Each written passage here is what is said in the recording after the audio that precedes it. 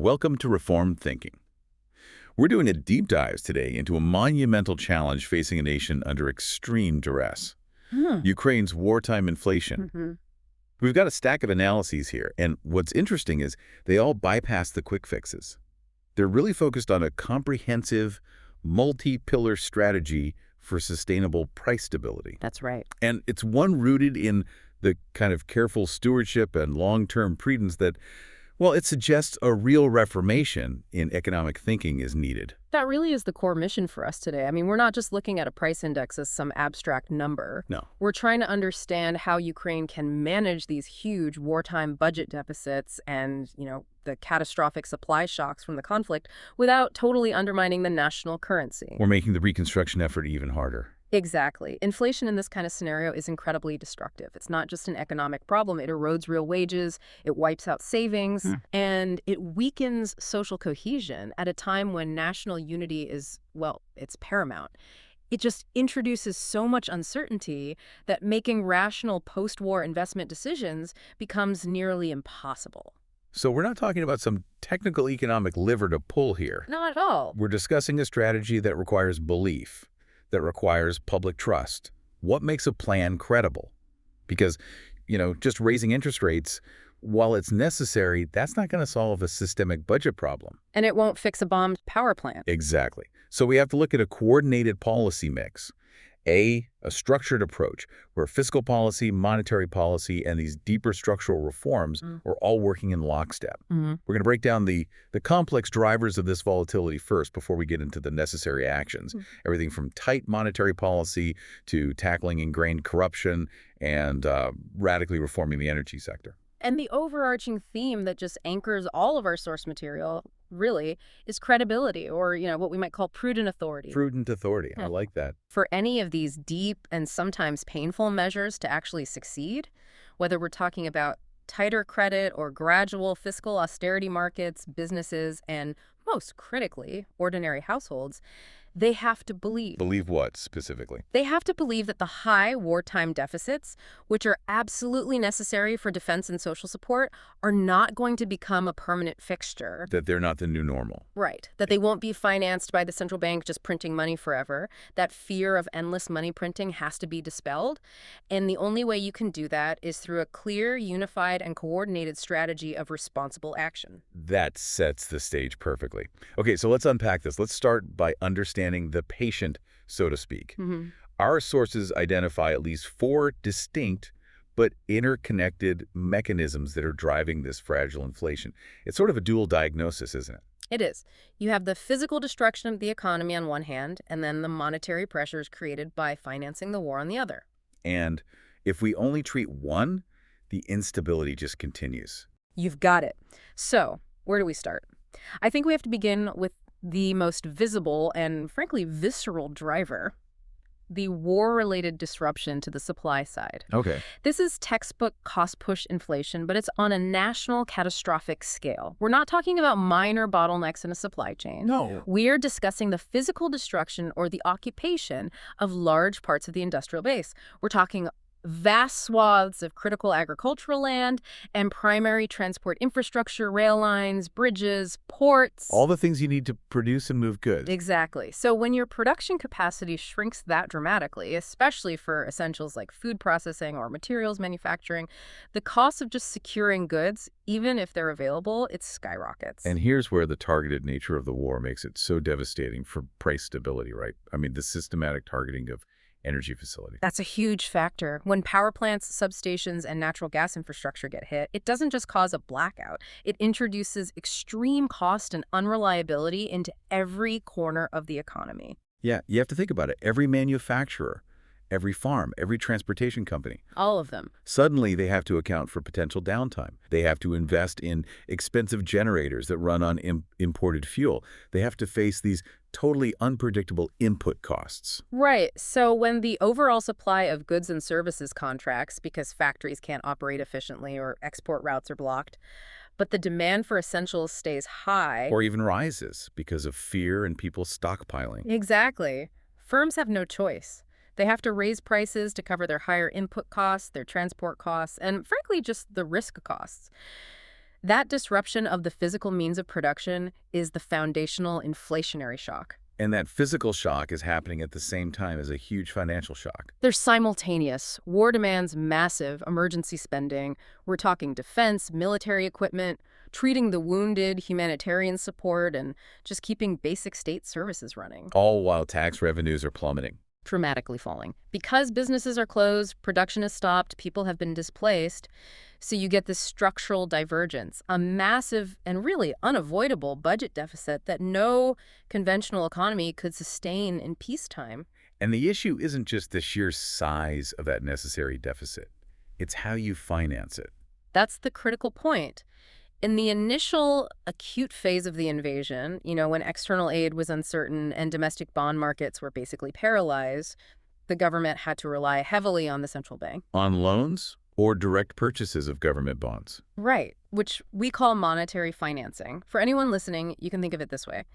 The government needs money, and the central bank essentially creates new currency to fund that need. And that directly increases the money supply without any corresponding increase in goods or services available. Which is a direct path to inflation. It's almost the definition of it. And this is where that expectation aspect becomes so harmful, isn't it? It's so damaging. Because even if the government later scales back or, completely stops direct central bank financing, the historical precedent is set. The knowledge that the state can resort to printing money is now baked into people's thinking. It sits in the minds of investors and consumers.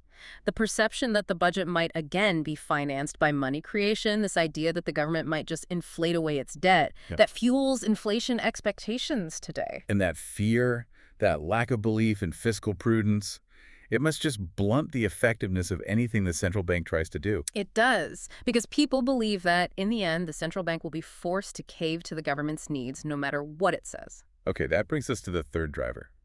External pressures. As an open economy, Ukraine is, it's profoundly sensitive to shocks that affect its trade balance. Absolutely. War severely disrupts export revenues, primarily by blocking or threatening those vital export corridors like the Black Sea ports. Which are crucial for grain and metals. Crucial.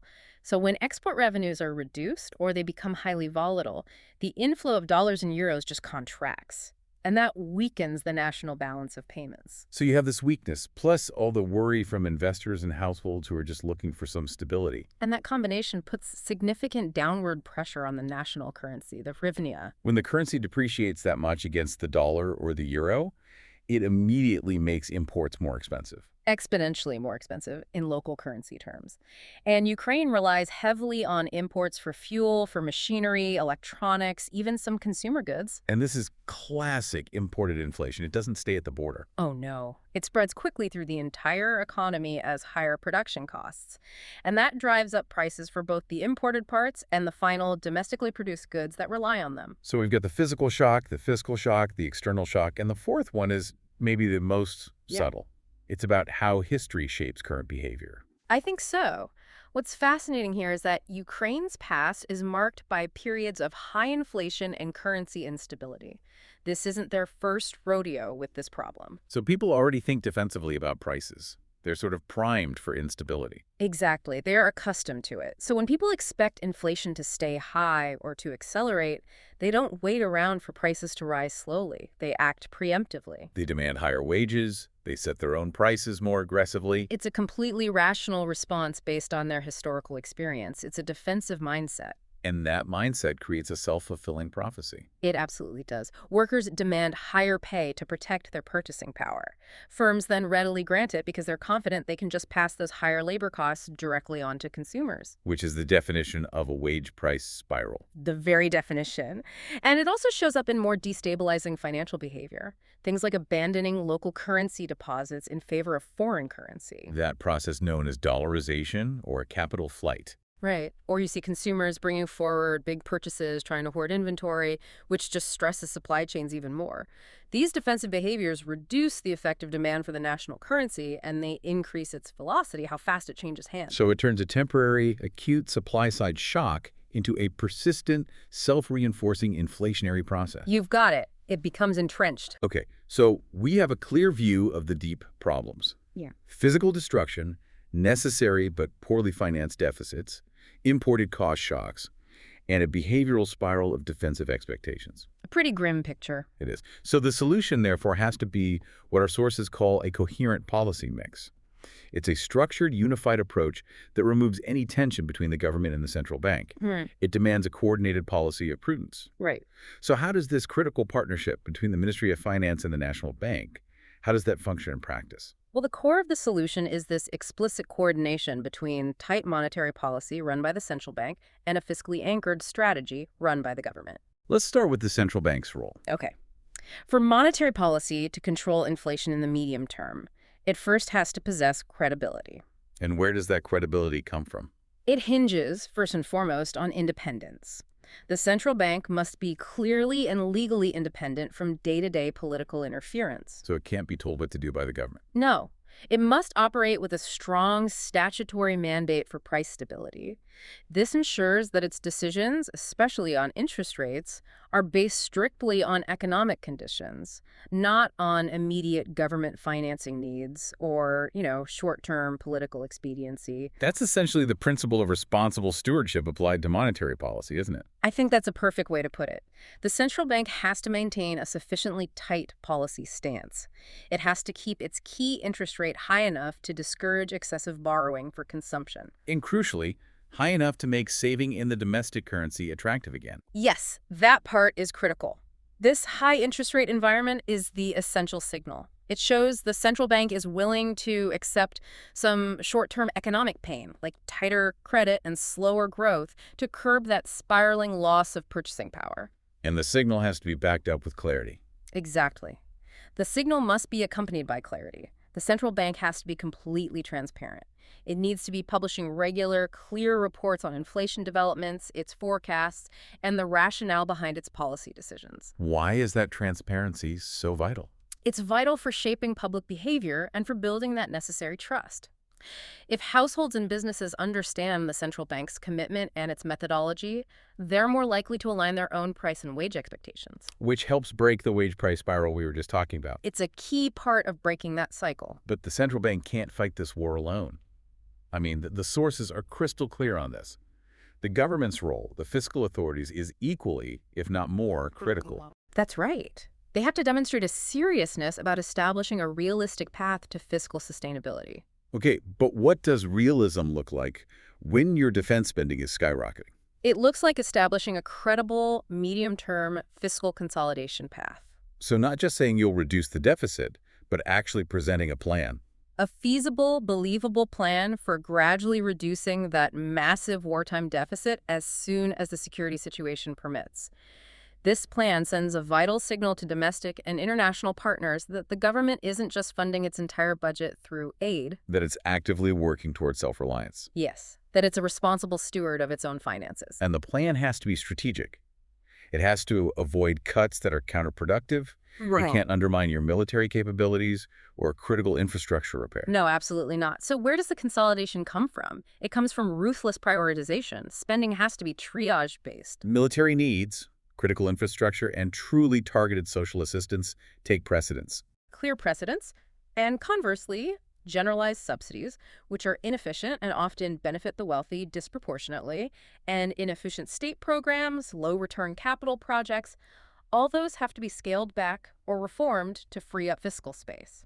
This requires real political will, a true reformation in governmental efficiency. It really does. So this brings us to what might be the single most important financial question.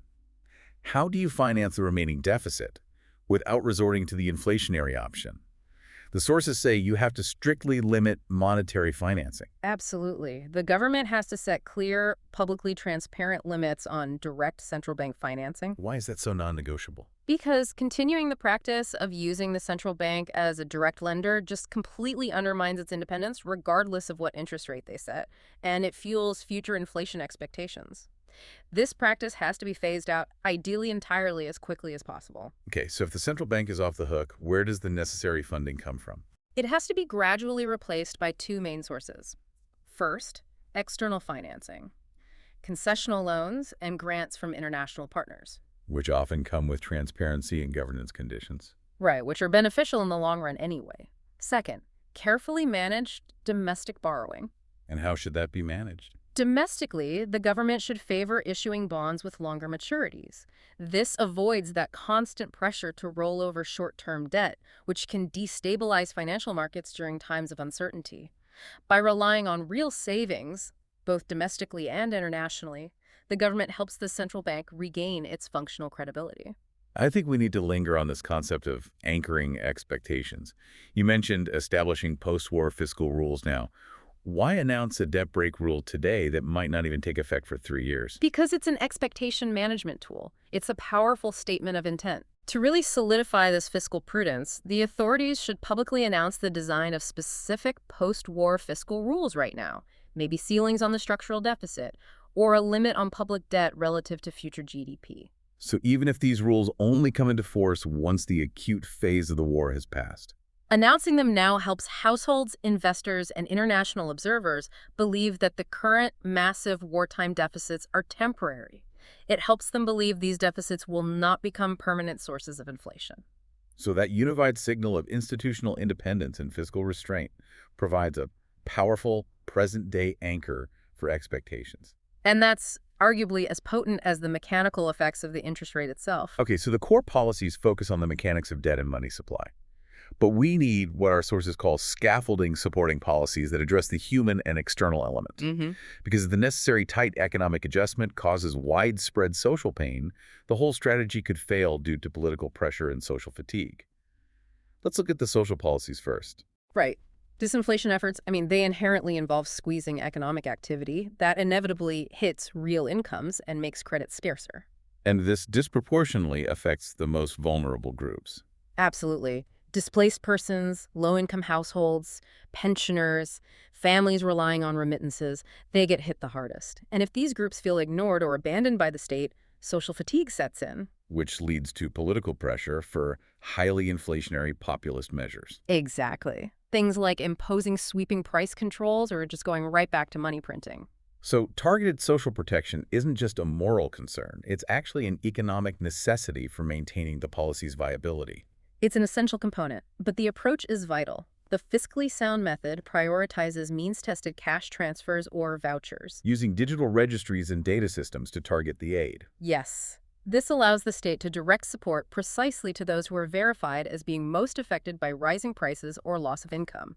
It effectively cushions the impact of necessary price and utility adjustments without breaking the bank. And if we connect this to the bigger picture, this targeted approach avoids the trap of broad subsidies, right? Can you break down why broad energy or food subsidies are so damaging to the disinflation effort, even if they feel good politically in the moment? They're incredibly damaging on multiple fronts. First, they're extremely expensive. They add massive generalized pressures to the fiscal budget, which undermines the core goal of consolidation. Okay. Second, they're often regressive. A wealthier person with a large home or multiple cars benefits more from subsidized fuel or electricity than the poor do. Right. And third, they distort supply. If you remove the price signal, people consume inefficiently. Targeted cash transfers, on the other hand, they allow the price signal to operate, encouraging conservation while still providing the poor with the means to afford essential services. It's a balance of prudence and care. Targeted assistance also helps manage the broader wage pressures in the economy. It does. When the most vulnerable households receive that basic protection, it reduces the overall pressure for automatic economy-wide indexation of wages to inflation. And that reduction of generalized pressure is critical for preventing that feedback loop. It is, and the government, as the largest employer, has to lead by example here. How so? It must avoid granting uniform, fully indexed pay rises across the entire public sector. While they absolutely have to prioritize essential workers, those in defense, security, and healthcare for necessary salary adjustments, they must seek more moderate adjustments elsewhere. Because if the public sector grants 100% inflation-matching raises, the private sector follows, and that wage price spiral we fear is instantly activated, and it just neutralizes the central bank's tight policy. Okay, let's shift to the external risks. What stands out here is the volatility of the currency. A reasonably stable, though not rigidly fixed, exchange rate is essential. Why is that stability so critical? Because instability is inflationary. Sharp, panic-driven depreciations feed immediately into imported inflation, just as we discussed. So the strategy requires adequate foreign exchange reserves. Yes, maintained partly through prudent management and external financing support. The central bank has to be judicious in its intervention. It should use its reserves to smooth out only the abrupt swings and prevent panic-driven overshooting. It signals stability without fighting the underlying economic realities. I recall the critique mentioned the risk of defending an unrealistic rate. What's the mistake authorities have to avoid here? They have to avoid wasting finite, precious reserves trying to defend an exchange rate that is fundamentally overvalued compared to the country's economic reality. That sounds like a losing battle. It's an open invitation to speculative attacks, and it just drains the reserves you need for genuine crisis management. The goal is stability and predictability, allowing the market to find a sustainable equilibrium, not rigid control. And long-term stability really hinges on what happens at the border, doesn't it? Yeah. Export performance is crucial for the currency. Absolutely. Restoring and securing key export corridors like the Black Sea ports for grain or alternative land routes for manufactured goods, that is foundational macroeconomic policy. It provides a more stable and predictable flow of revenue. Real dollars and euros. Yeah. And that strengthens the balance of payments. That constant, reliable inflow naturally supports the national currency, which reduces external inflationary pressure and lessens the dependence on short-term financing. Securing trade routes is maybe the best long-term currency defense there is. Okay, now let's move to the long view. Even if we execute the core and the scaffolding policies perfectly in the short term, our sources argue that success is fragile if the underlying economy remains prone to bottlenecks, corruption, and low productivity. That's right. Structural reforms are needed to make low inflation the natural outcome of a resilient economy, rather than a constant, painful struggle.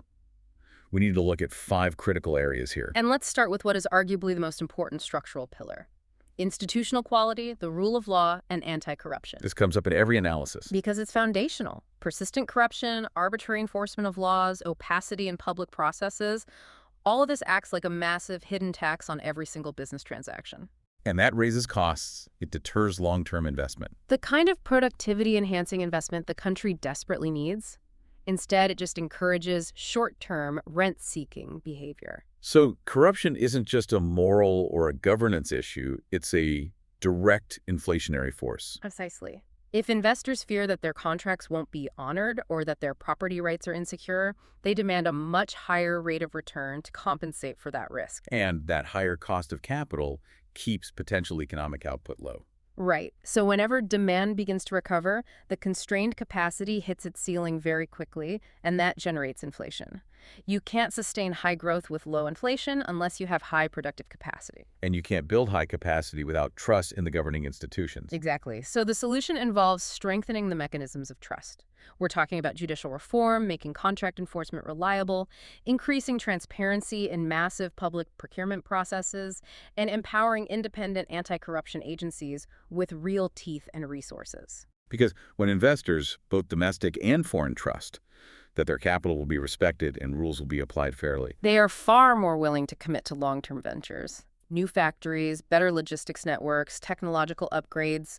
This expansion of efficient productive capacity allows the economy to absorb higher levels of demand and employment without triggering the supply-side price pressure that has plagued the nation historically. Let's move to the second structural area. Yeah. Energy sector reform. This has long been a weak point, and now it's a core target of military strikes. You mentioned it tackles 2 core inflation drivers. Yeah. Fiscal risk and cost-push risk. Mm-hmm. Let's start with the fiscal side. We need to clarify a piece of jargon here. Quasi-fiscal deficits. What exactly are those, and why are they inflationary? That is a critical technical point that needs some conversational clarity. Quasi-fiscal deficits are basically debts or liabilities built up by state-owned enterprises, particularly in the energy sector, How do they build them up? because they're often unable to cover their operational costs. Historically, state energy utilitors were compelled by the government to provide gas or electricity to households and businesses at tariffs that were far below the true cost of production, supply, or maintenance. So that creates a massive financial gap. A massive gap. The utilities still have to pay for the fuel and the upkeep, so they run large losses. And who ultimately covers those losses? The state covers them, either through direct subsidies that are hidden in the budget or by allowing the utilities to accumulate debt that is often implicitly guaranteed by the government. I see. So these massive non-transparent liabilities, the quasi-fiscal deficits, they act like a hidden government spending commitment that is entirely outside the official budget. So when the government has to bail out these utilities, it results in unexpected spending surges. Surges that are then financed either through inflationary means or by disrupting other, more critical spending plans. Reforming tariff to reflect the true cost of supply is how you eliminate this hidden fiscal bleeding. That makes perfect sense. You eliminate the hidden liability, you reduce unexpected future fiscal pressure. What about the cost-push risk? How does reform help there? Energy reform also directly addresses cost-push inflation. By investing in diversifying energy sources, focusing on decentralized, smaller-scale generation like renewables, and by upgrading to smarter grids, you make the entire system more resilient. More resilient to physical attack and less dependent on large imported inputs. Exactly, like centralized gas supplies. This reduces vulnerability to price spikes and supply disruptions, which stabilizes production costs across the whole economy.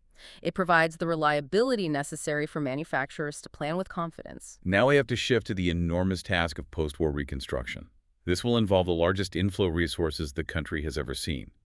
But the sources caution that this spending has to be strategic and productivity-focused. It's not just a consumption boom. Absolutely. Yep. The reconstruction effort has to be guided by rigorous cost-benefit analysis, strong internationally aligned procurement rules, and transparent oversight to prevent waste. Because if the foreign aid and reconstruction funds just pour into the economy and get channeled into low-quality projects or immediately converted into a short-term consumption spree, it will be purely inflationary.